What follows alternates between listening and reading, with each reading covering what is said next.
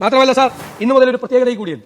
ഈ 1-ാം തീയതി മുതൽ അടുത്ത 100 ദിവസക്കാലത്തേക്ക് 541 പ്രോജക്ടുകൾ 100 ദിവസക്കാലം കൊണ്ട് തീർപ്പാക്കുന്നതിന് വേണ്ടിയുള്ള പദ്ധതി ആരംഭിക്കുക.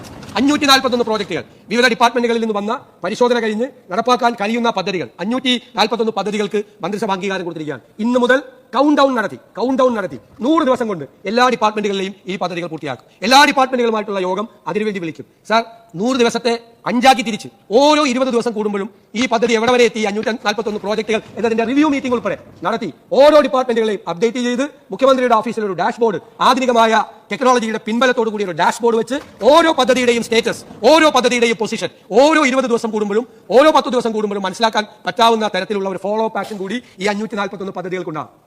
ഈ ഗവൺമെന്റ് പ്രൂവ് ചെയ്യേണ്ടതാണ് ജനങ്ങളുടെ മുന്നിൽ.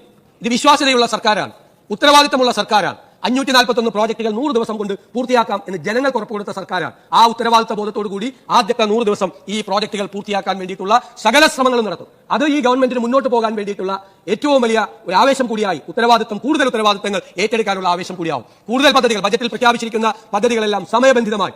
ഞാൻ കഴിഞ്ഞ ദിവസം പറഞ്ഞപ്പോൾ ആഭ്യന്തരമന്ത്രി തമാശ പറഞ്ഞു, 3 മാസം കൂടുമ്പോൾ ഡെലിവറി ഉണ്ടാവും എന്ന് പറഞ്ഞപ്പോൾ അദ്ദേഹം പറഞ്ഞു 10 മാസം കൂടുമ്പോഴാണ് സാധാരണ ഡെലിവറി ഉണ്ടാകുന്നത്. പക്ഷേ പദ്ധതികൾക്ക് ഓരോ 3 മാസക്കാലവും ഉണ്ടാവും.